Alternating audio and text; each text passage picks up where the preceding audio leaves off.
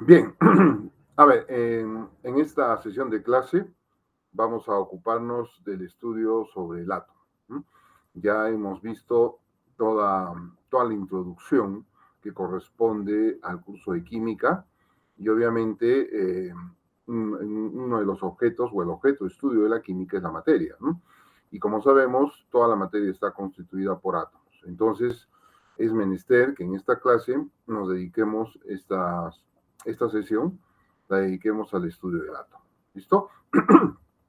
A ver, primeramente vamos a abordar desde un ámbito general hasta un estudio más específico. Vamos a empezar entonces con eh, un análisis histórico de cómo los filósofos griegos tenían la concepción del átomo, ¿no? Empezaron a hablar sobre el átomo, ya hemos estudiado nosotros en el periodo de los filósofos griegos justamente, ¿no? En la evolución de la química, cómo en ese periodo ya se empezó a especular sobre la estructura de la materia, ¿no? Entonces vamos a hablar primero sobre esos primeros aportes que hicieron los filósofos griegos, y luego vamos a ir viendo cada una de las teorías atómicas, ¿no? Con sus postulados y sus respectivos aportes. También veremos ya con más detalle un poco de la estructura atómica del núcleo, tanto del núcleo como de la nube electrónica, en forma muy genérica, por supuesto, en forma muy genérica, ¿no? Vamos a hablar sobre las tres principales partículas subatómicas, el electrón, el protón y el neutrón, ¿no? Y veremos también algo de la estructura en cuanto se refiere a la representación de un átomo, ¿no? La masa atómica, el número atómico, el número de neutrones, en forma genérica, ¿no? Porque esto ya ustedes lo abordarán con más detalle en años superiores. ¿Listo? Entonces, sin más preámbulo, vamos a iniciar esta clase con el estudio del átomo. Entonces, vamos a ver en qué consiste el estudio del átomo. ¿De acuerdo? Entonces aquí, ahí está. Listo. Entonces vamos a ver el átomo. Ahí está, tenemos una representación, la más icónica, la más, vamos a decir, clásica, ¿no? El núcleo atómico vendría a ser como esa pelota, pues esfera de color celeste, y los electrones, esas bolitas que están girando alrededor del núcleo, ¿no? Aunque exactamente ese no es el modelo, digamos, digamos, más exacto, pero nos da una idea de qué es lo que o cómo está conformado la estructura atómica, ¿no? Entonces, el átomo, vamos a hablar sobre teorías y modelos atómicos y vamos a hablar sobre su estructura, ¿de acuerdo? Bien, empezamos entonces. A ver, entonces, nuestro título general es el átomo. Ese es nuestro título general. Entonces vamos a ir poniendo, vamos a ir anotando como título genérico el átomo. ¿Mm? Definición. Vamos a ver. Entonces, el átomo, empezamos a anotar título general y como primer subtítulo, definición, ¿no? A ver, ¿qué vamos a definir? A ver, ¿qué sabemos sobre el átomo? Solamente van a anotar lo que está escrito de color morado, ¿ya? A ver, definición. Desde el punto de vista material, ojo, miren, definición, guioncito. Desde el punto de vista material, al átomo se lo define como la parte más simple y elemental de la materia. ¿De acuerdo? Entonces, acá tenemos, en la definición de átomo, tenemos dos perspectivas. La primera es desde el punto de vista de la materia, material. Entonces, desde el punto de vista materialista, ¿qué dice? ¿No? Desde el punto de vista material, decimos que el átomo o al átomo se lo define como la parte más simple y elemental de la materia. ¿Mm? Entonces, partícula o más pequeña eh, de la materia solamente es el átomo. El átomo es la parte ya más simple y elemental, ¿no es cierto? O sea, más pequeño el átomo ya no existe. Ustedes dirán, profesor, pero las partículas subatómicas, sí, pero las partículas subatómicas ya no representan a un elemento químico. El átomo sí representa un elemento químico, ¿no? Entonces, decimos, desde el punto de vista material, al átomo se lo define como la parte más simple y elemental de la materia. Esa es nuestra primera definición, ¿no? Ahora, desde el punto aparte, ¿no? Guioncito. Desde el punto de vista energético, ya no material, sino energético. ¿Qué es el átomo? Entonces, es un sistema energético en equilibrio con igual número de cargas positivas y negativas. Luego, el átomo es eléctricamente neutro. ¿Qué significa esto? A ver, vamos a analizar esta segunda definición, ¿no? La primera era desde el punto de vista materialista y esta es desde el punto de vista energético, ¿no? Desde el punto de vista energético, ¿qué nos dice?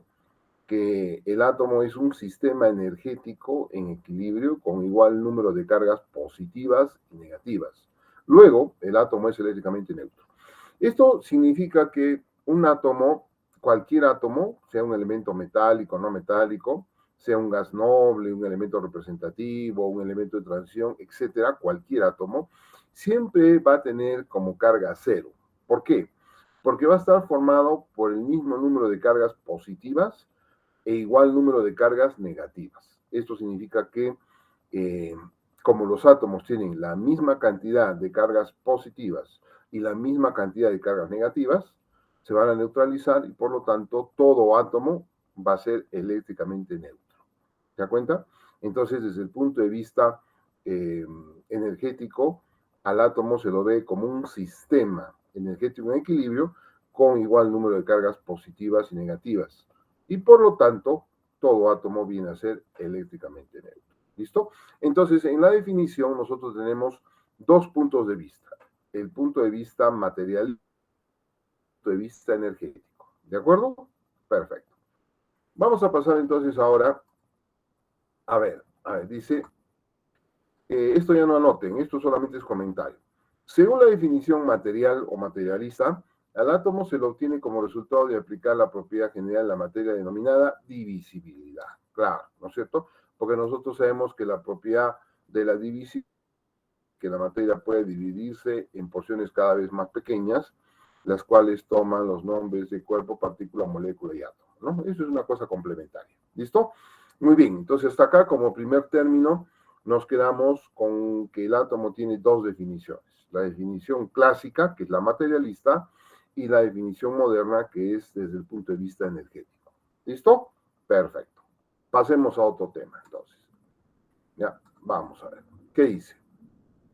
A ver, vamos a poner entonces introducción, ya como nuestro segundo título, introducción. A ver, en la antigüedad los filósofos griegos ya especularon sobre la estructura de la materia, ¿no? Entonces, introducción, vamos a poner de frente Tales de Mileto, ¿ya? Entonces, en esa época de los filósofos griegos, estos sabios, esta gente que se dedicaba al estudio de la naturaleza, de las matemáticas, la física, la química, la biología, ¿no? Las ciencias naturales, empezó a teorizar, empezó a preguntarse de qué estaba hecha la materia, ¿no? De qué estaban hechas las cosas. Entonces, el primero en dar una respuesta fue el filósofo Tales de Mileto, ¿no? A Tales de Mileto se lo conoce mejor por su teorema, el teorema de Tales, ¿no? Bueno, Tales de Mileto, ¿qué nos dijo sobre la estructura de la materia? Él nos dijo que todas las sustancias se originan en el agua, ¿ya? Entonces, vamos anotando. Tales de Mileto comillas, ¿qué dijo este señor? ¿Qué dijo este filósofo? Que todas las sustancias se originan en el agua. A ver, ¿por qué hizo esta aseveración Tales de Mileto? Obviamente porque él, analizando y viendo las cosas de la naturaleza, él concluyó que el agua era uno de las sustancias fundamentales, ¿no? Todos sabemos que sin agua no hay vida, ¿no? Todos los organismos, desde las bacterias, las arqueas, es decir, los organismos microscópicos, hasta el ser humano y los demás animales eh, gran envergadura, como las ballenas, los mamíferos acuáticos, ¿no? El león, el elefante, etcétera, todos necesitamos el agua, ¿no? Los vegetales, etcétera. Entonces, filósofo griego lo que concluyó es que todas las sustancias se originan en el agua. Para él, el agua era lo más importante, lo fundamental, ¿no? Y bueno, pues tenía razón, ¿no? Porque sin agua no hay vida, ¿no es cierto? ¿Hasta ahí estamos? Entonces, ¿qué dijo Tales de Mileto? Todas las sustancias se originan en el agua. Perfecto. Luego viene Anaxímenes de Mileto, ¿no?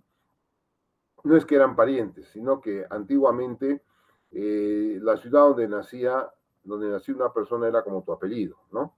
Es como uno de los conquistadores, Diego de Almagro. Diego de Almagro. ¿Dónde nació Diego? En la ciudad de Almagro, ¿no? ¿Dónde nació Anaxímenes? En Mileto. ¿Dónde nació Tales? En Mileto, ¿no? Por eso el segundo nombre viene a ser como el apellido, que hace alusión en la ciudad donde nacieron, ¿no? Entonces, Anaxímenes de Mileto, ¿no? Que no era pariente de Tales de Mileto, por si acaso. Anaxímenes de Mileto. ¿Qué dijo Anaxímenes de Mileto? Este otro filósofo nos dijo que la sustancia fundamental del universo es el aire, ¿no? Entonces, para Anaxímenes, eh, eh, lo más primordial y prioritario para la vida no era el agua, sino el aire. Y también tenía razón, porque todos los seres que somos aeróbicos, ¿no? Es decir, o aerobios, dicen algunos, es decir, los que respiramos oxígeno, necesitamos, necesitamos, uh, necesitamos obviamente del aire para poder subsistir, ¿no es cierto? Razón, sí, tenía razón, ¿no? Anaxímenes de Mileto. La sustancia fundamental del universo es el aire. ¿Mm? Entonces, podemos ver que el aire inclusive, eh, para los que respiramos oxígeno y lo tomamos del aire, ¿no? Es mucho más urgente que el agua. Una persona puede estar de repente 1, 2, 3 días sin agua, pero si estás más de 5 minutos sin oxígeno, sin aire, te mueres, ¿no es cierto? ¿Sí? ¿Estamos? Entonces, Anaxímenes de Mileto nos propuso que la sustancia fundamental del universo es el aire. Después apareció Heráclito de Éfeso. ¿Mm? O sea, ya ustedes pueden deducir, Heráclito nació en la ciudad de Éfeso, claro, ¿no? Entonces, este Heráclito de Éfeso, ¿qué nos dice? Nos dice que el constituyente esencial de la materia es el fuego. ¿Mm? ¿Y en qué se basó Heráclito? Él dijo, bueno, pues el agua es importante, el aire también, pero sin fuego tú no puedes transformar la materia. Sin fuego no puedes defenderte de las fieras, no puedes abrigarte, no puedes fundir metales, no puedes hacer transformación de la materia, no puedes cocinar los alimentos. Es decir, que para Heráclito el fuego era lo primordial y que todas las sustancias se podían transformar justamente mediante el fuego, ¿no? Y si nosotros nos acordamos, una de las grandes conquistas que hizo el ser humano en la prehistoria, acuérdense cuando explicamos los periodos de la química, cuando estábamos hablando de el periodo prehistórico, justamente fue el descubrimiento del fuego, ¿no? ¿Sí? Entonces, ¿el fuego es importante? Claro que sí, y Heráclito lo puso como una, una fuente de energía prioritaria, ¿de acuerdo? Entonces, a la fecha, tenemos que Tales de Mileto, para él el agua era lo más importante, Anaxímenes de Mileto, el aire, y Heráclito de Éfeso fue el fuego. Después, ¿quién tenemos? Tenemos a Genófanes de Colofón. Ah, profesor, nació en Colofón. Correcto, muy bien. ¿Qué nos dijo este? La materia tiene como constituyente fundamental a la Tierra. Entonces, para Genófanes de Colofón, la materia tenía como constituyente fundamental a la Tierra. ¿Qué dijo Genófanes? No gano nada con fuego, con aire, con agua, si no tengo un lugar donde establecer, un terruño, ¿no? Y él hizo alusión a que la Tierra es la materia en sí, ¿no? No todos estamos hechos de materia, ¿no? ¿Cierto? Entonces, para Genófanes, lo primordial, lo fundamental, lo que constituía la materia era la Tierra, ¿de acuerdo? Si nosotros vamos analizando cada uno de estos filósofos griegos, tenía razón, ¿no? O sea, cada uno fundamentaba de una manera muy crítica por qué el agua, por qué el aire, por qué el fuego y por qué la tierra eran fundamentales, ¿no? Luego viene otro filósofo griego, Empédocles de Agrigento. ¿Dónde nació? En la ciudad de Agrigento. Y él dijo, yo creo que Tales de Mileto, Anaxímenes de Mileto, Heráclito de Éfeso y Genófanes de Colofón tenían razón. Y él juntó todo lo que dijeron los otros filósofos, y de ahí resultó que lo que propuso Empédocles fue que la materia está formada por 4 elementos fundamentales. ¿Cuáles son? El agua, el aire, fuego y tierra. Es la famosa, quizás la más conocida, teoría de los 4 elementos, ¿no? Ahora, si hablamos de elementos, ni el agua no es un elemento, es un compuesto químico, ¿no? Pero en ese entonces se le daba el título de elementos por ser sustancias que eran fundamentales para la vida, ¿no? Entonces, Empédocles de Agrigento dijo, la materia está formada por 4 elementos fundamentales: aire, agua, aire, fuego y tierra, ¿no? Después de ello, viene este filósofo griego Aristóteles de Estagira, ¿no? Y Aristóteles lo conocemos más por su contribución a la biología, eso lo veremos después, ¿no? ¿Qué dijo este filósofo? La materia se origina de la mezcla de 4 propiedades o humores fundamentales, ¿no? Y él dijo, frío es opuesto a calor y sequedad opuesto a humedad, ¿cierto? Él dijo que si tú juntas el agua y el aire te da el frío, si juntas el aire con el fuego te da calor, ¿no? La tierra con el aire te da la humedad, ¿no es cierto? Entonces, a lo que dijo Empédocles, le añadió algo más. ¿Qué dijo? En la materia se origina de la mezcla de 4 propiedades o humores fundamentales. El frío, que es opuesto a calor, y la sequedad, que es opuesto a la humedad, ¿no? Y a esto, él le añadió un quinto elemento que le denominó la quinta esencia o éter. ¿A qué se refería con la quinta esencia o éter? A que Aristóteles consideraba que no solamente el ser humano estaba formado por materia, ¿no? Sino que también tenía un espíritu, tenía un alma, ¿no es cierto? Entonces, ahí tenemos una introducción de un avance de lo que hicieron estos filósofos griegos, ¿no?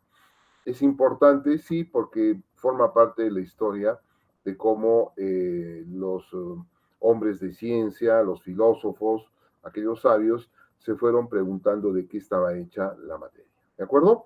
Hasta ahí entonces estamos con una pequeña introducción. Listo, vamos. Ahora vamos a ver como tercer punto teorías y modelos atómicos. ¿De acuerdo? Vamos a ver. Todavía estamos en la época de los filósofos griegos. Entonces, teoría atómica de Leucipo de Mileto. ¿Ya? ¿Qué dijo Leucipo? Dijo, ahí está Leucipo, un filósofo griego, ¿no? Propuso que la materia se podía dividir en partes cada vez más pequeñas hasta llegar a un punto en donde se obtenía una parte muy pequeña, la cual ya era imposible de ser dividida, ¿cierto? Lo que denominó a esta parte que era imposible de dividirse átomo, ¿de acuerdo? Entonces, para Leucipo, el átomo no era más que aquella partícula que ya no se podía dividir, era indivisible, ¿de acuerdo? Entonces de ahí viene la primera teoría atómica, ¿no? O sea, muchos años antes de que Jesús viniera al mundo, ya este griego estaba especulando, estaba hablando, estaba conjeturando de cómo estaría constituida la materia, ¿no? Por estas partículas que no se podían dividir, que según él se llaman átomos. ¿Listo? Y justamente el vocablo griego átomo etimológicamente significa sin tomos, partes o división. Es decir, que etimológicamente átomo es algo que no se puede dividir. ¿De acuerdo? Entonces, hasta ahí la teoría atómica de Leucipo de Mileto. ¿De acuerdo? Muy bien. Vamos a ver entonces ahora la otra, que es la teoría atómica de Demócrito de Abdera. Este Demócrito fue discípulo de Leucipo. ¿Qué dijo este señor? A lo que dijo Leucipo, Demócrito le añadió lo siguiente. Los átomos, según él, eran invisibles e indivisibles. Además, propuso que los átomos eran eternos e inmutables, es decir, no se podían destruir. ¿Ya? Entonces, según Demócrito, los átomos no se podían ver, y los átomos no se podían destruir, eran eternos, ¿no? Entonces, normalmente estas dos teorías se las junta a las dos y se las estudia como teoría atómica de Leucipo y Demócrito, se las junta, y se dice que según estos dos filósofos griegos establecieron que el átomo era imposible de dividirse, era invisible, era indestructible, no se podía destruir, era eterno, ¿de acuerdo? Hoy sabemos que no es así, pero fue un avance que se hizo muy importante en lo que respecta al estudio del átomo. Entonces, las dos primeras teorías eh, que se lanzaron fueron en la época de los filósofos griegos, ¿no? Entonces yo digo que Leucipo lo que teorizó fue que el átomo no se podía dividir, y Demócrito que era invisible e indestructible. ¿De acuerdo? Perfecto, muy bien. Estas primeras teorías sobre el átomo fueron enteramente filosóficas, ¿no? O sea, no se basaron en la ciencia, sino en el pensamiento humano. Más no científicas, tuvieron vigencia por más de 2000 años. Fíjense, todo lo que duraron estas dos primeras teorías. Muy bien. Vamos a ver entonces ahora teoría atómica y modelo atómico de John Dalton, ¿ya? Establece los cuatro postulados. Vamos a ver. Ahí está John Dalton y esta fue la primera teoría de la era moderna, ¿ya? Entonces John Dalton se apoyó en lo que dijeron Leucipo y Demócrito, y creo que fue en el año de 1808, si no me acuerdo, más no me acuerdo, que él postuló esta teoría. Por supuesto, John Dalton es considerado como uno de los cuatro padres de la química, ¿no? A ver, primer postulado de la teoría y modelo atómico de John Dalton. La materia, esto hay que copiar, ¿eh? Con letra morada, ¿no? La materia está constituida por partículas muy pequeñas, que son invisibles, indivisibles e indestructibles, denominadas átomos. Ustedes pueden decir, profesor, este primer postulado Dalton se lo copió de Leucipo y Demócrito. Sí, se basó en lo que dijeron, estos dos primeros filósofos griegos, ¿no? Entonces, el primer postulado de John Dalton no fue más que ratificar lo que los otros dos filósofos eh, mucho antes, ¿no? En la época de los filósofos griegos establecieron, ¿no? Entonces, fue como una ratificación, ¿no? Entonces, la materia está constituida por partículas muy pequeñas que son invisibles, indivisibles e indestructibles, denominadas átomos. Hasta ahí no hay nada nuevo. Dos. Ahora sí, esto sí ya es cosecha del propio Dalton.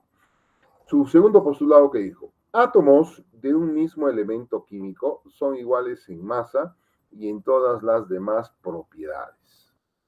Este segundo postulado, en el segundo postulado, Dalton empezó a estudiar la masa o el peso de los átomos y vio que átomos del mismo elemento químico tenían igual masa. Y al tener igual masa, según Dalton, tenían que presentar necesariamente las mismas propiedades, ¿no es cierto?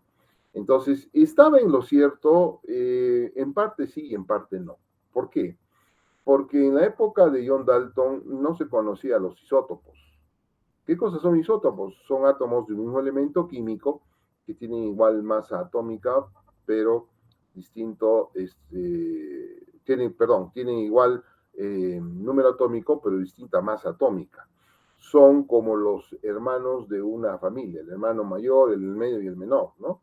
Y sí varían, o sea, pueden haber átomos que pertenezcan a un mismo elemento químico, pero que tengan diferente masa atómica, diferente peso atómico, ¿de acuerdo? Pero eso no lo sabía Dalton. Pero para Dalton, los átomos de un mismo elemento químico son iguales en masa y en todas las demás propiedades. O sea que del todo no estaba bien esto, ¿de acuerdo? Pero fue un importante aporte, fue un importante aporte. 3. Átomos de distintos elementos tienen diferente masa y propiedades distintas, ¿no? Esto es como consecuencia, ¿no? Del segundo postulado. Si para que tengan las mismas propiedades tienen que tener las mismas masas atómicas, si no tienen iguales propiedades es que sus masas atómicas son diferentes, ¿no? O sea, por descarte, por antagonismo, ¿no? Entonces, su tercer postulado nos dijo que átomos de distintos elementos tienen diferente masa y propiedades distintas. Vamos con cuarto. ¿Qué dice? Los átomos se unen para formar compuestos en la relación de los números enteros y sencillos. ¿Qué significa esto? Por ejemplo, acá tenemos la molécula del dióxido de carbono, ¿no? Ahí tenemos la molécula de dióxido de carbono. Acá nosotros decimos que la relación de combinación, de cómo se combinan estos, es de un carbono para dos oxígenos. Y esto me doy cuenta por la fórmula, porque el oxígeno, el símbolo de oxígeno tiene su índice 2. Entonces yo puedo inferir que la relación es de 1 a 2. Aquí en el agua tenemos dos hidrógenos y un oxígeno, la relación es al revés, de 2 a 1. ¿Te das cuenta? Entonces, en este tercer postulado, Dalton sí tenía la razón, y es más, este postulado constituye una ley, la ley de las eh, proporciones múltiples o ley de Dalton, ¿no? Que dice que los átomos se unen para formar compuestos en la relación de los números enteros y sencillos. ¿Cuál sería la relación aquí entonces? Es de 1 a 2, porque es un carbono por dos oxígenos. ¿Cuál sería la relación de acá? De 2 a 1, porque son dos hidrógenos para un oxígeno. ¿De acuerdo? En eso sí acertó totalmente Dalton, ¿no? Ahora, Dalton no dejó un modelo atómico propiamente dicho, pero de su teoría atómica nosotros podemos inferir que para Dalton el átomo era esto, una bolita, ¿no? Una bolita. Y esta bolita, que según Dalton era invisible, indestructible, inmutable y todo eso, constituye la representación que más se utiliza en la actualidad para poder explicar la estructura de moléculas complejas, ¿ya? Fíjense, esta primera teoría atómica de la cual podemos desprender este primer modelo atómico, nos sirve para poder representar moléculas, ¿no? Moléculas mucho más complejas. ¿Listo? Muy bien. Pero cuando a Dalton le preguntaron, bueno, está muy bien, ¿eh? Usted ha visto, usted ha descubierto que los átomos se combinan en relaciones muy sencillas, ¿no? Y se unen para formar las moléculas. Pero cuando le preguntaron, ¿y cómo es que el átomo de carbono, por ejemplo, acá en el dióxido de carbono, se une con los dos oxígenos? ¿O cómo es que los dos hidrógenos se unen con el oxígeno para formar el agua? Dalton no supo dar explicación. No supo. Lo único que su teoría nos decía es que los átomos se unen para formar moléculas en la relación de números enteros y sencillos, pero no supo explicar cómo es que estos átomos se unen para formar la molécula. ¿Listo? Pero fue un gran avance, ¿no? Entonces, desde la época de Dalton, ya todos pensaban que los átomos eran bolitas, eran pelotitas. ¿Listo? Correcto. Pasemos ahora al modelo atómico de Joseph John Thomson, ¿ya? También fue británico, este fue en 1817, por ahí. Bueno, descubrió los electrones a partir de los rayos catódicos. Él descubrió los electrones, ¿no?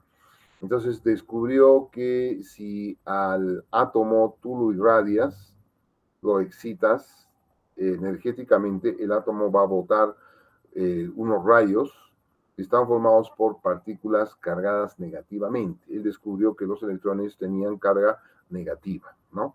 Entonces, como él descubrió a los electrones a partir de los rayos catódicos, él dijo, estos electrones, ¿de dónde salen? Salen del átomo. Y él se imaginó que los electrones estaban dentro del átomo, sumergidos en el átomo. Es decir, que cuando él reformuló el modelo atómico de Dalton, él hizo el suyo propio y lo denominó como un modelo atómico como budín en pasas, budín de pasas o uvas en gelatina, ¿no? Entonces, donde, digamos, la gelatina o el panetón o el budín era el átomo y las pasas que estaban dentro del átomo vendrían a ser los electrones, ¿no? Bueno, pero cuando se le preguntaba, y bueno, ¿y cómo es que los electrones, si están dentro del núcleo atómico y el átomo es eléctricamente neutro, porque ya se había descubierto que el átomo era eléctricamente neutro, cómo es que se pegan, cómo es que se unen?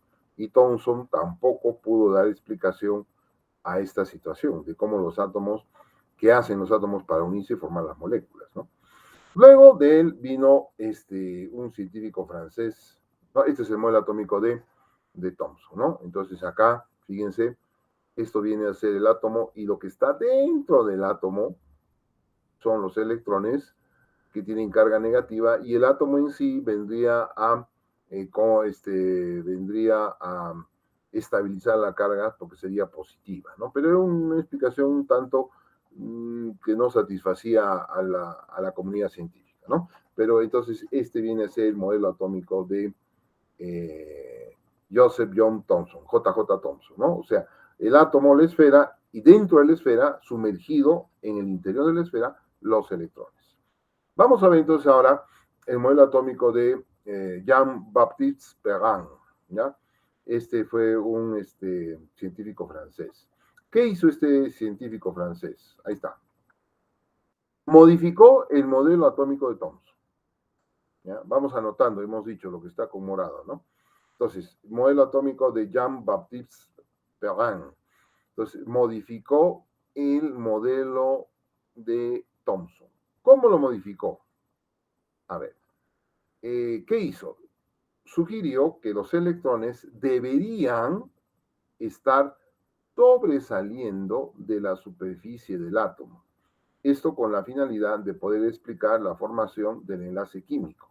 Es decir, de aquella fuerza que mantiene unido a los átomos que forman la molécula por atracción de cargas eléctricas opuestas.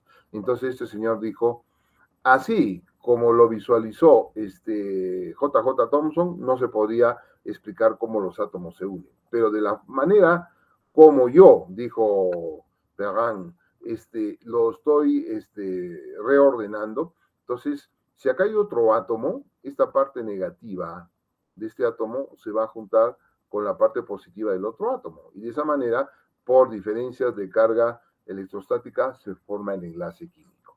O sea que este modelo modificado por Perrin, lo que hizo fue tratar de explicar el enlace químico. Fue un avance, claro que el enlace químico no tiene esa naturaleza, pero fue un intento de poder explicar cómo los átomos se unen para formar las moléculas, ¿no? Entonces, hasta ahí todo el mundo pensaba que el átomo era una pelotita, ¿no? Desde Dalton, desde Thomson hasta Perrin. Vamos a ver entonces ahora el modelo atómico de Ernest Rutherford. Este señor hizo un avance descomunal. ¿Por qué? Porque descubrió la nube electrónica y el núcleo atómico. Descubrió que el átomo no era una pelotita. No. ¿Qué descubrió? Descubrió que o propuso un nuevo modelo atómico en el cual lo denominó como un modelo tipo sistema planetario. Nada más, ¿ya? Entonces vamos a anotar, dice, modelo atómico de Ernest Rutherford descubrió la nube electrónica y el núcleo atómico, ¿no? Propuso o propone un nuevo modelo atómico en el cual lo denominó como modelo tipo sistema planetario. ¿Qué cosa es lo que hizo este señor?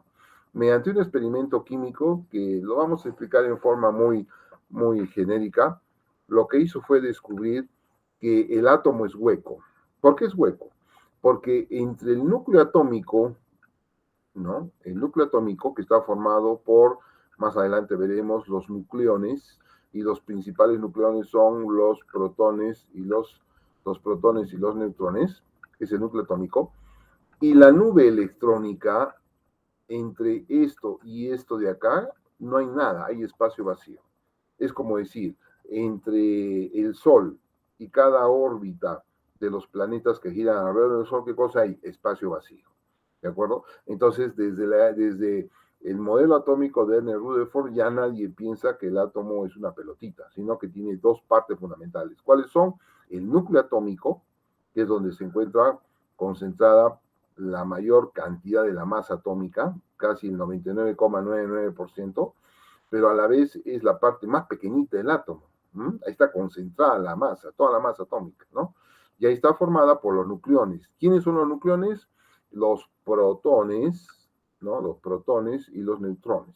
Y alrededor del núcleo atómico, ¿quiénes están? Los electrones girando como los planetas giran alrededor del Sol, ¿no? En el sistema solar. Por eso que él propuso este nuevo modelo atómico que lo denominó como sistema planetario. ¿De acuerdo? ¿Y qué hay entre el núcleo atómico y el resto? No hay nada. Simplemente hay espacio vacío. ¿Listo? Ahora, ¿cómo hizo esto Rutherford? Rutherford hizo esto bombardeando una lámina de oro con rayos alfa. Él descubrió los rayos alfa. Él los descubrió, ¿ya? A partir de los rayos alfa, los descubrió, y lo que hizo es bombardear una lámina de oro. Vio que de cada 8,000 rayos que eran desviados, uno rebotaba.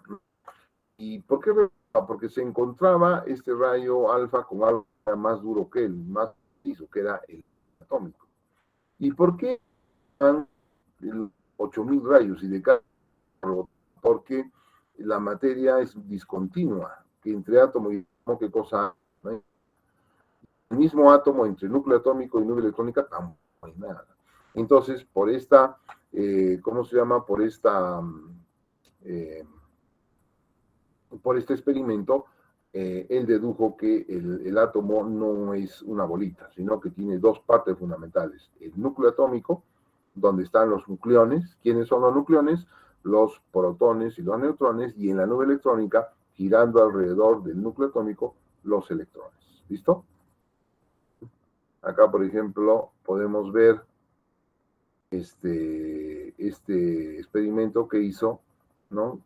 Los rayos alfa, que el mismo Rutherford los descubrió, y cómo de cada 8000 un rayo era desviado, ¿no? Rebotaba o era desviado. Listo. Después de él viene el modelo atómico de Niels Bohr. Niels Bohr fue discípulo ¿cómo se llama? De Thomson, ¿no?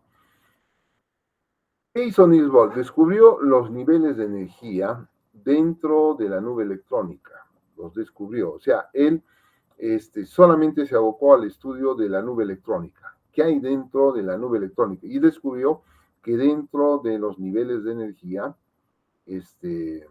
o dentro de la nube electrónica, hay niveles de energía como carreteras, ¿no? Como carreteras. Es una explicación muy sencilla. Niels Bohr tomó, ya no era solamente el núcleo de la nube electrónica, y la nube electrónica formado por niveles de energía, ¿ya? Por ejemplo, acá él dijo, hay nivel 1, nivel 2, nivel 3, ¿de acuerdo? ¿Sí? En el nivel 1 es el que está pegado al núcleo, que energéticamente es el más bajo. El 2 el medio y el nivel 3 es el más alto. Vamos a decir, esta es la primaria. Ustedes están en primero de secundaria. Les falta todavía pasar al segundo de secundaria, al tercero, cuarto y quinto. Entonces, cuando los niveles están cerca del núcleo atómico, se clasifican como niveles de baja energía. Pero cuando se van alejando del núcleo atómico, se clasifican como niveles de alta energía. ¿Hasta ahí estamos? Ya. Ahora, ¿qué más dijo? ¿Qué más descubrió este señor? Este señor descubrió lo siguiente, que los electrones no se cansan de girar, ¿no? Es una pregunta a la cual no pudo dar respuesta Rutherford, ¿no? Rutherford creía que gastaban energía, no. Los electrones, cuando están en su órbita, cada uno, haciendo su recorrido, no gastan energía. ¿Por qué no gastan energía? Porque hay dos fuerzas que están en equilibrio. Una fuerza que trata de atraerlo al núcleo, porque este tiene carga negativa y el núcleo tiene carga positiva por los protones. Ya, esta fuerza que se llama fuerza centrípeta trata de atraerlos por diferencia de cargas hacia el núcleo. Pero como esto está girando en un movimiento circular a alta velocidad, a una gran velocidad, se genera otra fuerza que se llama fuerza centrífuga, ¿no? Acá está mal, y debe decir centrífuga. Y esta fuerza centrífuga es la que trata de alejarlos. O sea, como la fuerza centrípeta y la fuerza centrífuga, acá debe decir centrífuga, están en equilibrio, el electrón no gana ni pierde energía, no gasta, está ahí, ¿no es cierto? Y este señor descubrió que los electrones pueden saltar de un nivel a otro. ¿Mm? Pueden saltar de un nivel a otro. Por ejemplo, él descubrió que si un electrón, estando en un nivel, por ejemplo, de baja energía, quiere saltar a uno de más alta energía, al electrón no le alcanza lo que tiene.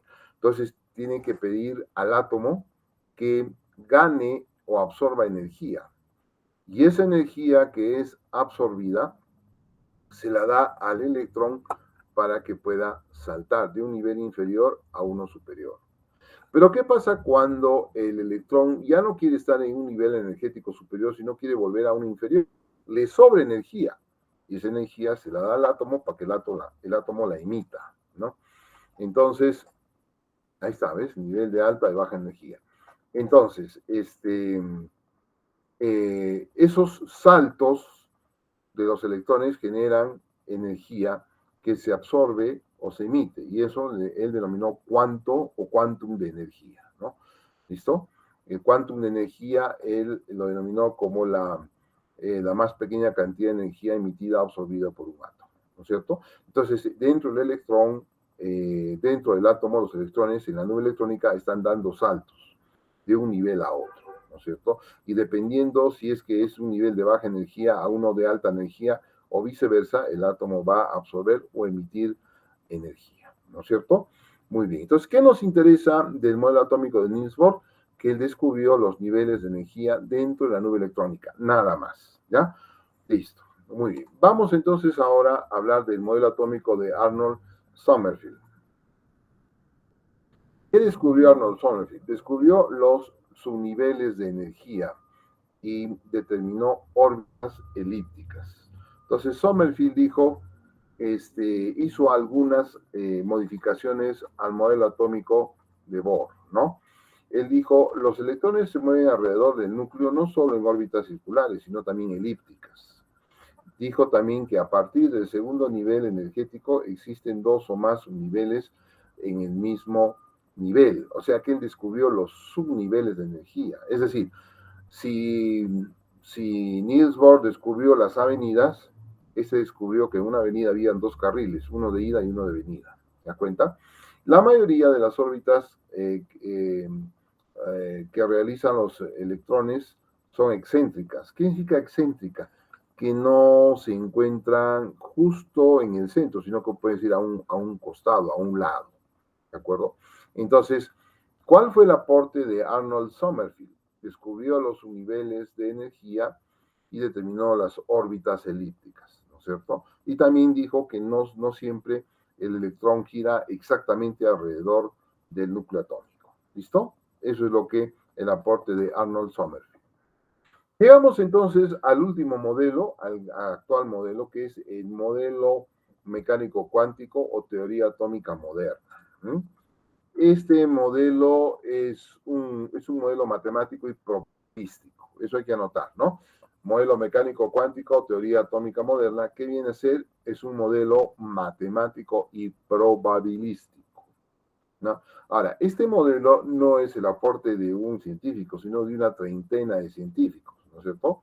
¿Cuáles son los aportes más importantes que tenemos en este modelo de la mecánica cuántica? A ver, primero, el descubrimiento del orbital. ¿Qué es el orbital? Región del espacio atómico donde existe la probabilidad de encontrar un electrón. Esto fue realizado por el físico alemán Erwin Rudolf Joseph Alexander Schrödinger. Schrödinger descubrió entonces el orbital, ¿no? Que viene a ser aquella región del espacio atómico donde existe la probabilidad de encontrar un electrón, ¿no? ¿En dónde? En todo el orbital, en todo el orbital. ¿Listo? Ya está. Y la segunda, el segundo aporte importante en esta teoría, dice que es imposible medir simultáneamente y con precisión absoluta el valor de la posición y la cantidad de movimiento de una partícula. Esto se llama principio de incertidumbre de Werner Karl Heisenberg, físico alemán, ¿ya? Entonces, a ver, en este modelo mecánico cuántico o teoría moderna del átomo, primero, es un modelo matemático y probabilístico. ¿Por qué matemático? Porque se basa en cálculos matemáticos bastante elevados, alta matemática, y probabilístico porque habla de probabilidad. Trabaja con el cálculo de probabilidades, no da certeza, solamente da probabilidad. Ahora, aquí tenemos dos postulados. El primero, que dice descubrimiento del orbital por Schrödinger. ¿Qué es el orbital? Entonces decimos, el orbital es aquella región del espacio atómico donde existe la probabilidad de encontrar un electrón. Al orbital también se llama REMPE. Bueno, pero el nombre más común es orbital, ¿no? Entonces, REMPE viene por las siglas, ¿no? De región del espacio atómico, probabilístico, ya, una cosa así, no me acuerdo bien esto de la sigla, pero lo que más se utiliza es la denominación de orbital, ¿listo? Entonces, ¿qué es el orbital? En la región del espacio atómico donde existe la probabilidad de encontrar un electrón. ¿Quién lo dijo? ¿Quién lo descubrió? Alexander Schrödinger. Y el segundo postulado importante es el principio de incertidumbre de Heisenberg, ¿no? De Karl Heisenberg, que dice que es imposible medir simultáneamente con precisión absoluta la posición y la velocidad a la vez de un electrón. ¿Por qué? Porque está yendo a una gran velocidad, ¿no? Y este es el modelo mecánico cuántico, ¿no?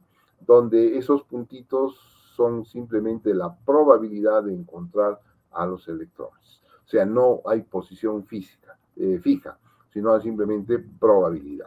¿De acuerdo? Entonces, hasta ahí llegamos con los modelos atómicos, ¿no? Ahora vamos a entrar al estudio de las partículas subatómicas, es decir, la estructura del átomo. ¿Ya? Vamos a ver. Partículas. Cuando hablamos de partículas, estamos hablando de aquellas partículas subatómicas que forman la estructura del átomo, ¿no? Tenemos, en general, no anoten el esquema no. Solamente el cuadrito sinóptico que después va a aparecer, eso vamos a anotar, ¿no? Este esquema no lo anoten, solamente atiendan. Tenemos tres tipos de partículas. Tenemos los fotones. Un fotón viene a ser un paquete de energía, es más energía que materia. Tenemos a los quarks, ¿no? Que son otro tipo de partículas. Y los quarks son de 6 tipos, ¿no? Un tipo de quark se llama up, que en inglés significa arriba. El otro tipo de quark es down, que significa abajo. El tercer tipo es top, que significa cima. El siguiente es bottom, que significa fondo. El siguiente es charm, que significa encanto, y strange, que significa extraño, ¿ya? Entonces, estos quarks en español, arriba, abajo, cima, fondo, encanto y extraño, son los que forman el segundo tipo de, o sea, estos 6 son los quarks que a su vez forman parte de o componen los hadrones, ¿ya? A ver, vuelvo a repetir. Tenemos 3 tipos de partículas. La primera es el fotón. El fotón es un paquete de energía, ya está. Luego tenemos los quarks, ¿ya? Y tenemos 6 tipos de quarks. Arriba, abajo, cima, fondo, encanto, extraño. Estos componen a los hadrones. Los hadrones son partículas 100% materiales. Y un tipo de hadrones son los bariones. Se llaman bariones porque tienen masa, ¿ya? Estos bariones son de 2 tipos, los protones o el protón y los neutrones o neutrón. ¿Te das cuenta? ¿Ya? Entonces, esto viene así. Tenemos los fotones, los quarks, que son 6, y estos quarks componen a los hadrones, y un tipo de hadrones son los bariones. ¿Cuáles son los bariones más importantes? Los protones y los neutrones. Luego, el tercer tipo de partícula son los leptones. Los leptones tiran más también para energía. Y los leptones tenemos de 2 tipos, los neutrinos y los electrones. Los neutrinos pueden ser neutrino electrónico, neutrino tauónico y neutrino muónico. ¿De acuerdo? Ahora, todas las partículas que están de morado, estas son fermiones, son partículas antisociales. Y los fotones son bosones, que son partículas sociales, que les gusta unirse, ¿no? Según lo que habíamos visto en el condensado Bose-Einstein y el condensado fermiónico. ¿De acuerdo? Ya. Entonces, ¿qué nos interesa de todo este cuadro? Nos interesa solamente estudiar al electrón, que es un tipo de leptón. Nos interesa estudiar al protón, al neutrón, que son un tipo de bariones, ¿no? Que a su vez son un tipo de hadrones, que están conformados por estos quarks. ¿Se dan cuenta? Entonces, ¿qué vamos a copiar? Vamos a copiar lo siguiente. El átomo está formado por 2 partes importantes, ¿no? Ya lo dijo Ernest Rutherford. El núcleo atómico y la nube electrónica. ¿De acuerdo? Copiemos este cuadrito nada más, este cuadrito hay que copiar, no este cuadrito, ¿no? Entonces decimos, el átomo está formado por 2 partes fundamentales, el núcleo atómico y la nube electrónica. En el núcleo atómico, ¿quiénes hay? Están los protones y están los neutrones. A estos 2 se les llama nucleones. ¿Por qué? Porque forman la estructura del núcleo atómico. Entonces, el átomo está formado por 2 partes importantes. ¿Cuáles son? Núcleo atómico, nube electrónica. A su vez, el núcleo atómico está formado por protones y la nube electrónica solamente está formada por electrones. A la nube electrónica también se le llama corona envoltura o electrósfera, así también se le llama. ¿Listo?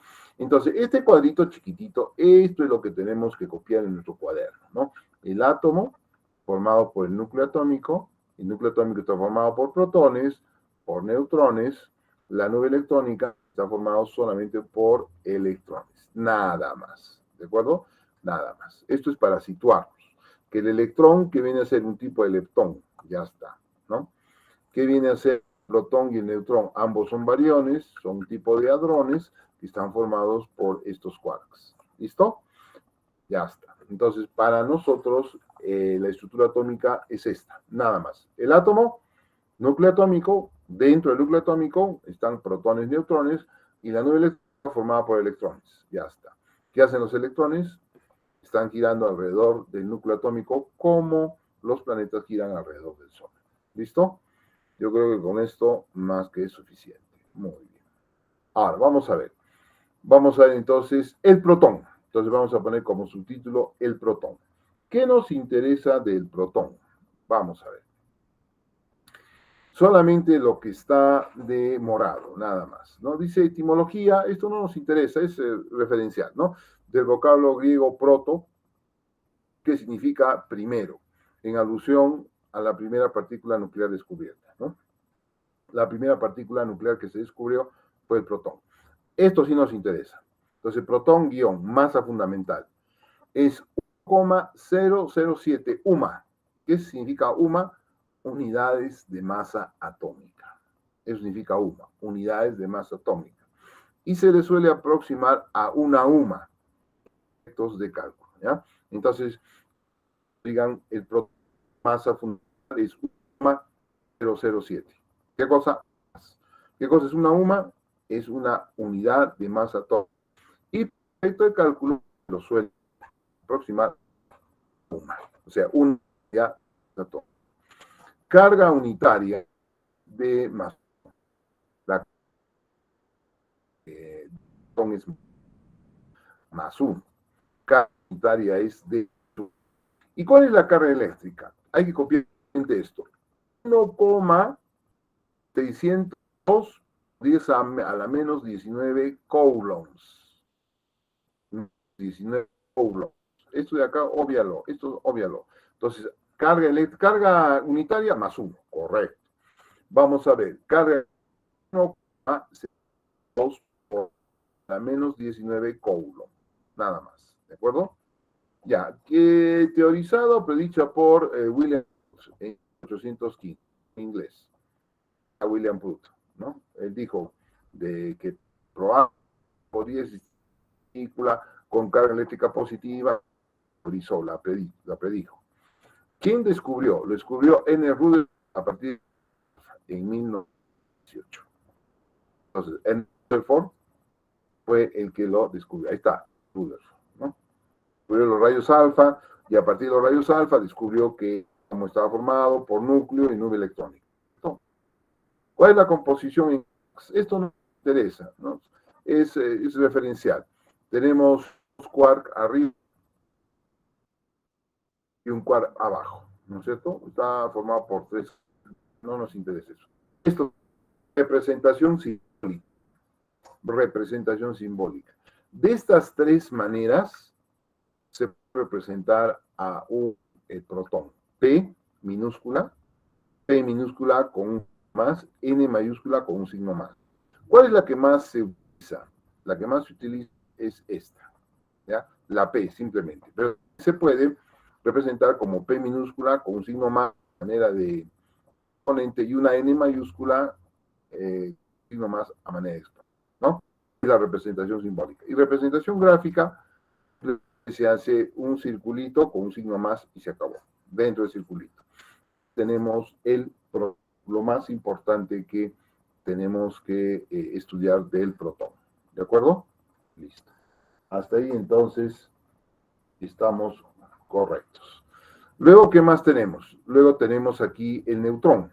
Vamos a ver en qué consiste esto del neutrón.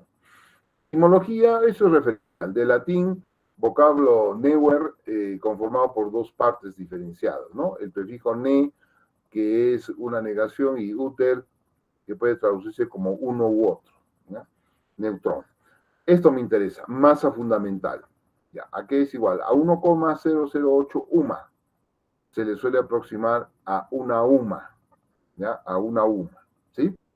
Vamos a ver que hay una ligera diferencia, pero como es tan pequeña, entonces tanto el neutrón como el protón, podemos decir que ambos pesan prácticamente lo mismo, una unidad de masa atómica, ¿no?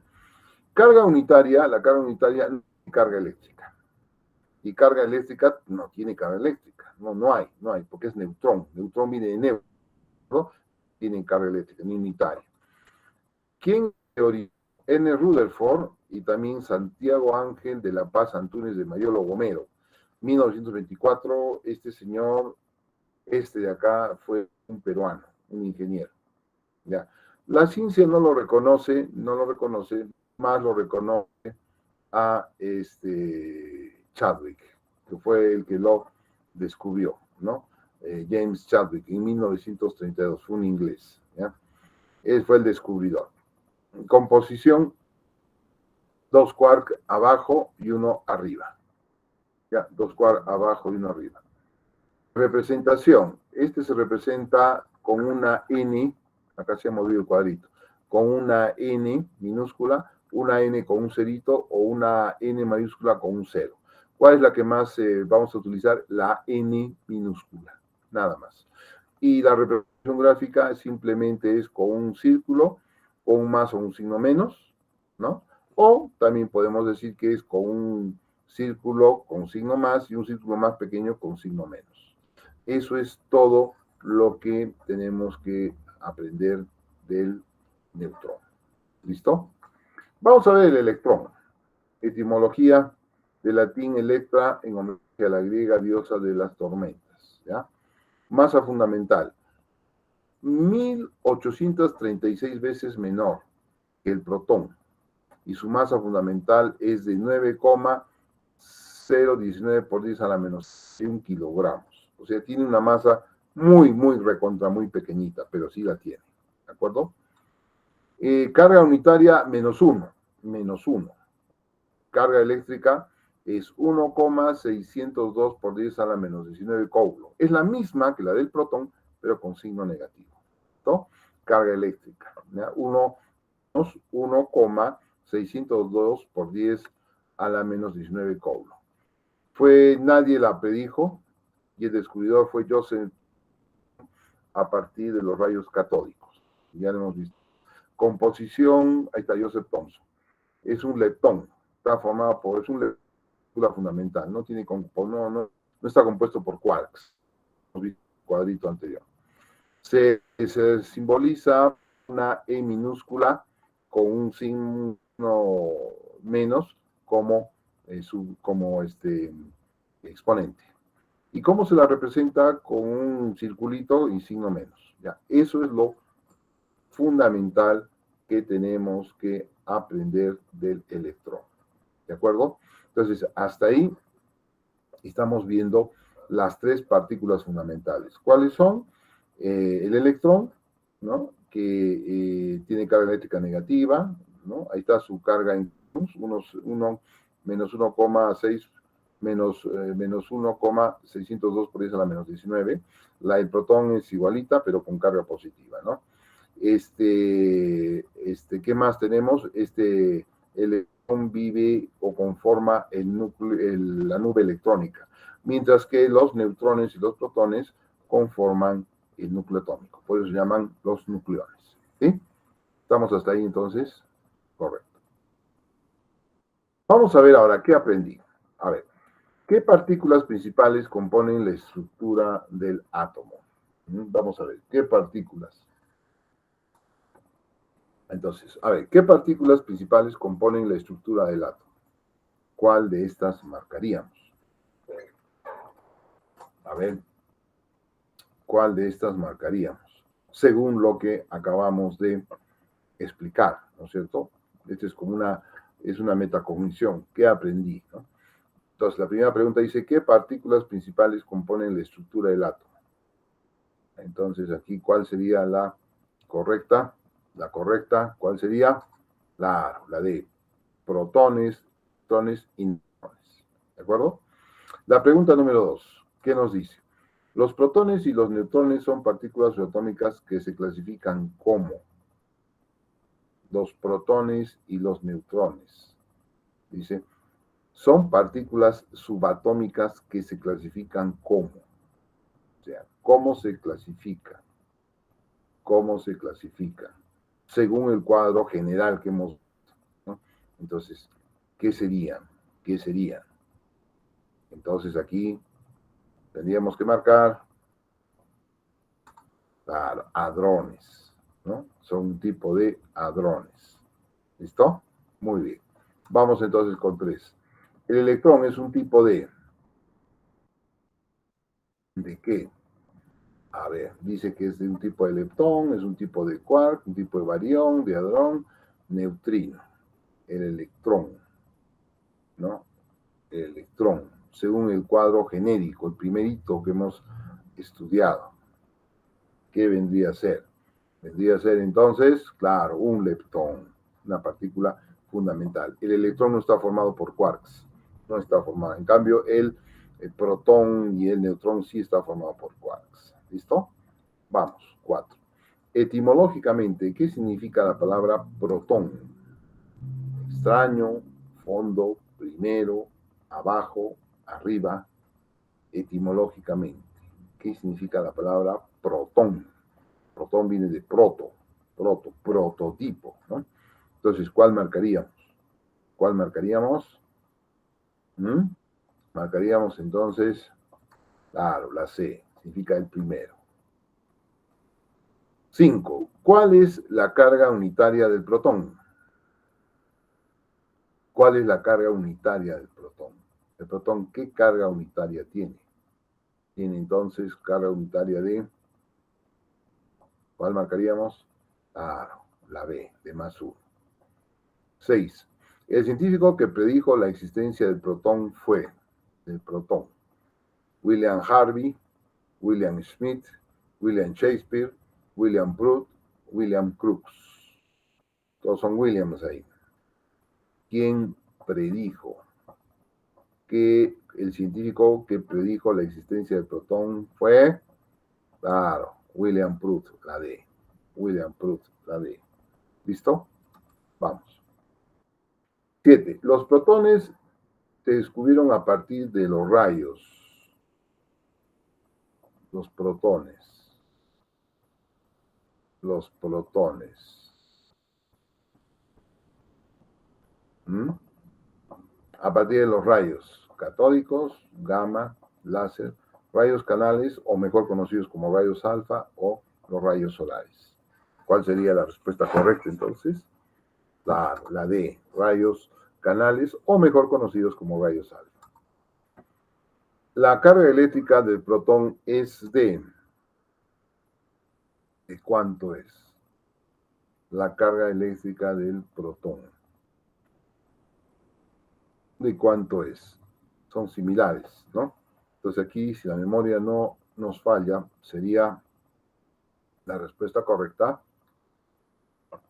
Sería la respuesta correcta la E, ¿no? 1,602 por 10 a la menos 19. La constante de 1,602 por 10 a la menos 19 Coulomb es del orden de los 1600, de los 1602 trillonésimos, 100 trillonésimos, 10 trillonésimos, 1000 trillonésimos, 10.000 trillonésimos, ¿no? Es a la 19. Nosotros nos acordamos que esto va de 6 en 6. Es por una 6, si es a la menos 6 es millonésimo. 6 por 2, 12 es billonésimo. 6 por 3, 18 es 18, es billonésimo, ¿no? Entonces, ¿qué marcaríamos aquí? Marcaríamos Claro, 10 trillonésimos de couro, ¿no es cierto? ¿Sí? Ya está. La masa aproximada del protón es ¿de cuánto? De 1 gramo, de una UMA, de 1 kilogramo, de 1 miligramo, de 1 centigramo. ¿Es de cuánto? De una UMA, ¿no es cierto? Una unidad de masa atómica. Listo. Los protones fueron descubiertos por James Chadwick, Francis Aston, Werner Heisenberg, rayos alfa, Ernest Rutherford. Los protones fueron descubiertos por Ernest Rutherford, ¿cierto? Los protones, que forman los rayos alfa. Gráficamente, los protones se representan por un círculo con un signo más y menos, un signo de interrogación, un signo más, un signo de igual, un signo de aproximación. Entonces, dice, gráficamente los protones se representan por un círculo con un signo más, por supuesto. El lugar donde se encuentran los protones en el átomo es en los protones. El lugar donde se encuentran los protones en el átomo es ¿en dónde se encuentran? Claro, es en la nube, el núcleo atómico. En el núcleo atómico. Ahí se encuentran los protones. ¿Cuáles no son formas correctas de representar a los protones? ¿Cuáles no son formas correctas de representar a los protones? No son formas correctas de representar a los protones, de todas las que hemos visto. ¿Cuáles serían? Si analizamos, sería entonces 1 y 5. La masa fundamental del neutrón es de la masa fundamental 1 kilogramo, 1 miligramo, 1,008 UMA, 1,8 108 gramos. ¿Cuál es la masa fundamental? Claro, 1,008 UMA, ¿no? Del neutrón. La carga eléctrica del neutrón es negativa, no tiene carga eléctrica, positiva, -1 más 1. Del neutrón. A ver, un segundito. Ya está. Listo. A ver. Aquí. No tiene carga eléctrica, ¿no es cierto? El electrón fue descubierto por el científico británico James Joule, James Lovelock, James Dewey Watson, James Chadwick, James Bond, la agente 007. Entonces, ¿cuál? Entonces marcaríamos James Chadwick. 18. ¿Quiénes predijeron la existencia del neutrón? Ernest Rutherford y Santiago Antúnez de Mayolo, William Prout y Ernest Rutherford, Santiago Antúnez de Mayolo y Pedro Paulet Mostajo, JJ Thomson y William Prout, solo Ernest Rutherford. La respuesta correcta es Ernest Rutherford y Santiago Antúnez de Mayolo. La masa fundamental del neutrón es de ¿cuánto? La masa fundamental del neutrón. ¿De cuánto es entonces? Es de 1,008 UMA. La carga eléctrica del neutrón, ¿cuál es? Hemos visto que no tiene carga eléctrica, ¿no? El electrón fue descubierto por el científico británico, bueno, estamos repitiendo estas, ¿no? Estamos repitiendo, ya, vamos a ver. Gráficamente, el neutrón se representa por un círculo I. Gráficamente, el neutrón se representa por un círculo I. ¿Y qué? El neutrón. Y signo más y menos. El electrón fue descubierto ya Joseph Job Thomson, ¿no es cierto? El electrón, a partir de los rayos catódicos. El electrón es una partícula subatómica que se clasifica como, hemos dicho que es un leptón, ¿no? La masa del electrón es 9,019 por 10 a la menos 31, o sea, 9.009 ¿qué? Quintillonésimas de kilogramo. Bueno, ahora sí, estructura de la materia. Vamos a una recapitulación rápida. Sales de Mileto, importante que era el agua. Anaxímenes de Mileto, ¿qué dijo? Lo más importante, ¿qué cosa era? El aire. Heráclito de Éfeso, lo más importante que era fuego. Xenófanes de Colofón, lo más importante era tierra.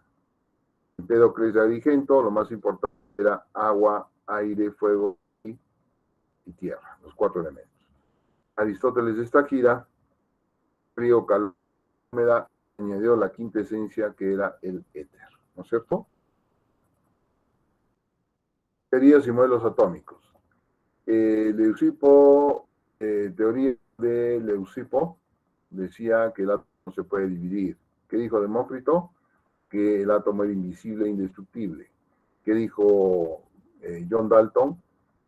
El átomo era indivisible, invisible, indestructible. Átomos de elementos químicos iguales tenían igual masa, igual propiedades. Átomos de diferentes elementos químicos, masas y propiedades diferentes. A los átomos se unen en relación a los números enteros y sencillos, ¿no? Eso en esencia. ¿Listo? ¿Qué dijo modelo atómico de JJ Thomson? Descubrió de los rayos catódicos, los ubicó dentro del átomo como budín en pasas.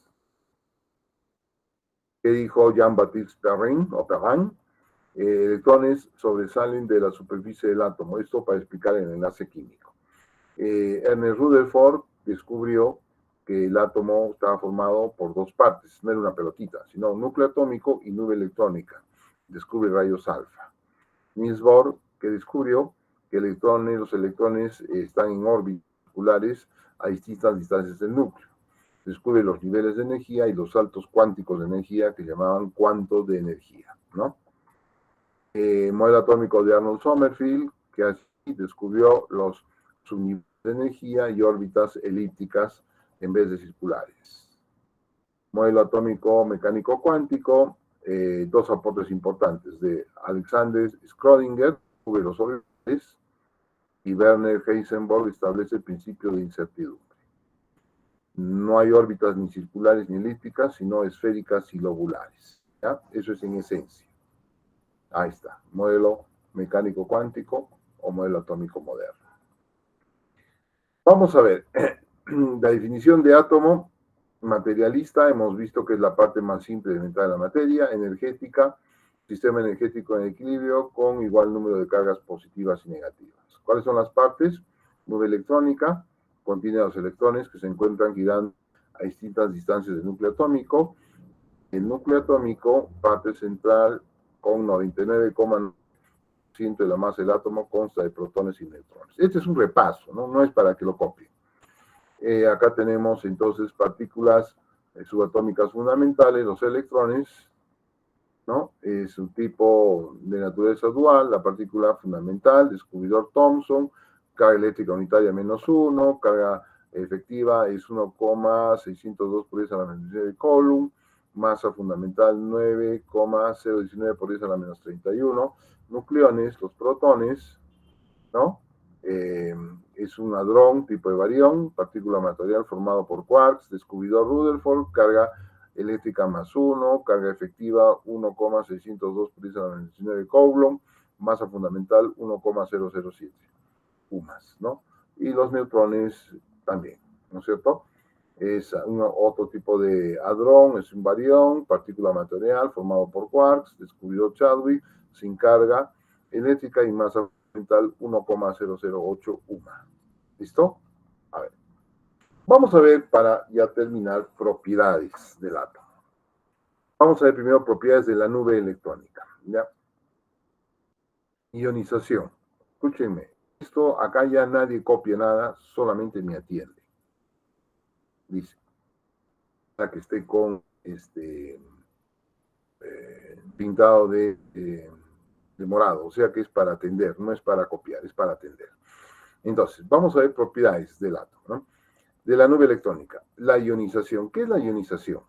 Se forman dos tipos de iones. Se forman por pérdida de electrones de metales y ganancia de electrones no metales, para formar cationes y aniones respectivamente. ¿Qué significa esto? Significa que los metales van a perder electrones, todos los metales, todos, absolutamente todos. Y al perder electrones van a cargarse positivamente, van a formar cationes, ¿ya? En cambio, los no metales ganan electrones y como ganan electrones, van a cargarse negativamente y van a aniones. Así es. Vamos a ver. Tengo X. X es un elemento, el símbolo de un elemento químico. ¿Qué cosa es más N? Viene a ser un cation. N viene a ser la carga que ha ganado, o mejor dicho, la carga que ha obtenido este átomo por haber tenido electrones. ¿De acuerdo? Este X es otro símbolo de otro elemento químico y este es menos N, es un anión. Y ha adquirido negativa, ganado electrones.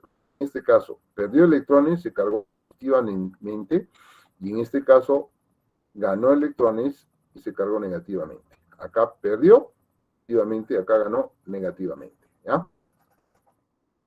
El núcleo, vamos a propiedades atómicas. La masa atómica. La masa atómica está dada por la suma de protones más neutrones. ¿Qué es A mayúscula? Masa atómica. Y está dada por la suma de protones más neutrones. X, por ejemplo, A. ¿Dónde se escribe la masa atómica? Al izquierdo superior del símbolo de elemento químico. Se expresa en UMA, unidades de masa atómica. ¿Sí? Luego viene el número atómico, se representa con la letra Z. Y el número atómico me indica tres cosas.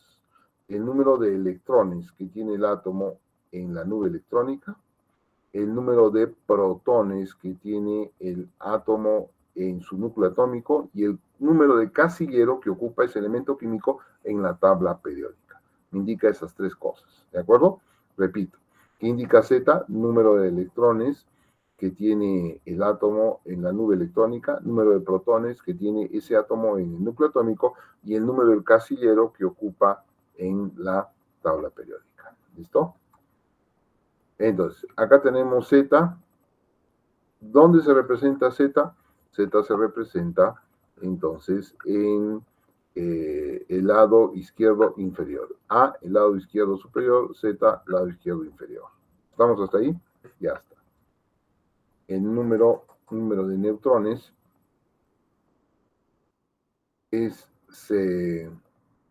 ¿cómo se llama? Se halla restando la masa atómica A menos el número atómico Z. ¿Y dónde se representa? Ahí está, aquí, en el lado derecho inferior. ¿Te das cuenta? Porque en el lado derecho superior es la carga, positiva o negativa, y acá es el número de neutrones. ¿Listo? Este cuadrito sí lo pueden copiar en su cuaderno, pueden pausar el video para que les dé tiempo, ¿ya? Pueden pausarlo el video para que puedan, tal cual, así como está bonito, poderlo tener en su cuaderno. O sea, pueden pausar el video. ¿Listo? Bien, yo voy a pasar por motivo de tiempo. Vamos, propiedades del átomo, ejemplos simbólicos y gráficos. Escúcheme bien. Por ejemplo, dice acá atiéndame, acá solamente es para atender. Buscar en la tabla periódica y ubicar el elemento sodio. A. Representar simbólicamente las características del átomo neutro. Representar B. Representar gráficamente la estructura del átomo neutro y su respectivo ion. Acá tengo la tabla periódica, yo sé que el sodio está en el grupo 1A, hidrógeno, litio, sodio, está aquí. Sodio, ¿ya? Entonces, en la tabla periódica, 22,990 va a ser la masa atómica y esto es el número atómico. Entonces, ¿qué hago yo? Lo primero que hago yo es redondear la masa atómica. 22,9 yo puedo redondearlo a 23 UMA. O sea, 23 unidades de masa atómica. ¿De acuerdo? Muy bien. ¿Qué hago ahora? Yo digo, pongo sodio. Este 23, este número redondeado a 23, la masa atómica, ¿dónde va? Va acá, ¿no es cierto? Entonces va ahí, 23. ¿Qué cosa es 11? 11 viene a ser su Z. Z que viene a ser el número atómico. Esta es la masa atómica, número atómico. Z viene acá, entonces le pongo 11. Ya está. Ahora, este 11, ¿qué me implica? Me implica que tiene 11, ¿qué cosa? Protones en el núcleo atómico, pero también 11 electrones en la nube electrónica, porque recordemos que todo átomo es eléctricamente neutro. Es eléctricamente neutro. Si yo resto 23 menos 11, ¿cuánto me va a dar? 3 menos 1, 2. 2 menos 1, 1 me va a dar 12, ¿no es cierto? Y este 12 que viene a ser el número de neutrones que lo pongo aquí. Ya está. Entonces, fíjate, tengo ya la masa atómica, el número atómico me indica la cantidad de protones, electrones y los neutrones. Hasta ahí estamos ya. Esto es simbólicamente, yo lo he sacado ¿de dónde? De la tabla periódica. Ahora yo voy a hacer gráficamente. Entonces digo, voy a hacer el núcleo atómico. ¿Cuántos protones tiene? 11. ¿Y el protón cómo se grafica? Con un circulito y signo más, ¿no? Entonces vamos a poner 11 protones. 1, 2, 3, 4, 5, 6, 7, 10, 11. ¿No es cierto? ¿Y tiene cuántos neutrones? 12. Acá están los neutrones. Entonces habría que poner 1, 2, 3, 4, 5, 6, 7, 8, 9, 10, 11 y 12. ¿Ya está? Ya tengo mi núcleo atómico. Ahora vamos con los electrones. ¿Cuántos electrones tiene? Tiene 11 electrones. En el primer nivel sí me van a llevar 2. Ahí están los electrones. En el segundo nivel van a llevar 8. 1, 2, 3, 4, 5, 6, 7, 8. En el tercer nivel van a llevar 18. Pero como tiene 11, solamente va a tener 1. Ya está. Esto que está acá representa a esto. O sea, esta es la representación gráfica de este elemento químico. ¿Te das cuenta? ¿Sí? Ahora, ¿qué pasaría? Este es el átomo neutro. ¿Por qué neutro? Porque tiene 11 cargas negativas y 11 positivas. Tiene 11 protones y 11 electrones. Pero ¿qué va a pasar? Si yo digo, ¿qué pasa si a este elemento químico le quito este electrón? Le quito este electrón. Este electrón le voy a quitar. A ver, le quito. Electrón cedido. Ya, se quedó así. Entonces se va a quedar con un electrón menos. Entonces ya no van a ser 11 electrones. ¿Cuántos electrones van a ser? Van a ser 10 electrones. Y como tiene 10 electrones, 10 negativos y 11 positivos, se carga positivamente, porque tiene más carga positiva que negativa. ¿Te das cuenta? ¿Sí? Entonces ahí se forma un catión sodio, el ion sodio más 1. Vamos a ver un último ejemplo. Vamos a ver, buscar en la tabla periódica y ubicar el elemento cloro. A. Representar simbólicamente las características del átomo neutro. B. Representar gráficamente la estructura del átomo neutro y su respectivo ion. Ahí está. Ahí tenemos, ¿no? Lo que es flúor cloro. Ahí está cloro. Acá 35,5 igualito. ¿Qué viene a ser 17? Es el número atómico, esta es la masa atómica. Entonces yo lo puedo, ¿cómo se llama? Redondear a 35. Entonces, ¿qué voy a hacer? Voy a poner cloro. Ajá. Entonces yo digo, la masa atómica es arriba A, es 35,5, o perdón, 35 UMAS, y el número atómico va abajo, 17. Entonces, para hallar 17, ¿qué significa? Que tiene 17, ¿qué? Protones en el núcleo y 17 electrones en la nube electrónica. Si yo resto 35 menos 17, ¿cuánto me está dando? Me está dando 18, ¿no es cierto? Esos 18 van a este lado. ¿Te das cuenta? Acá la masa atómica, el número atómico y acá va el número de neutrones. ¿Listo? Ahora quiero representar esto, la representación gráfica. Entonces voy a empezar por el núcleo atómico. ¿Cuántos protones tiene? 17. 1, 2, 3, 4, 5, 6, 7, 8, 9, 10, 11, 12, 13, 14, 15, 16, 17. ¿Cuántos neutrones tiene? 18. Acá están los neutrones, ¿no? Acá 18. Pues 1, 2, 3, 4, 5, 6, 7, 8, 9, 10, 11, 12, 13, 14, 15, 16, 17, 18. Listo. Ahora vamos a representar los niveles de energía. ¿Cuántos electrones tiene? Tiene 17 electrones. En el primer nivel van a ir 2 siempre. Ya. En el segundo nivel van a ir 8. 1, o sea, ya serían 2, ¿no es cierto? 2. Entonces, 1, 2, 3, 4, 5, 6, 7, 8. 8 y 2 son 10. En el tercer nivel tiene para llenar 18, pero este tiene ¿cuántos? 7 nomás, ¿no? 1, 2, 3, 4, 5, 6 y 7. ¿De acuerdo? ¿Qué es esto? El átomo neutro de cloro. ¿Por qué?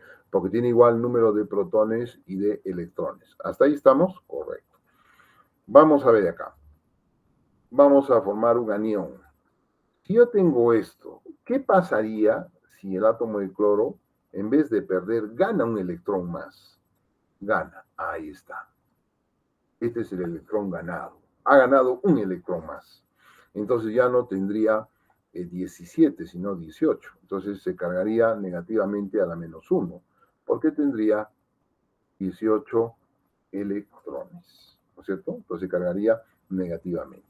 Y con eso estaríamos formando un anión, ¿ya? Un anión. ¿Listo? Bien, hasta aquí entonces hemos tratado en forma genérica lo más importante del átomo, las teorías atómicas, su estructura y las partículas subatómicas. Hasta aquí entonces hemos terminado. ¿Listo? Ok.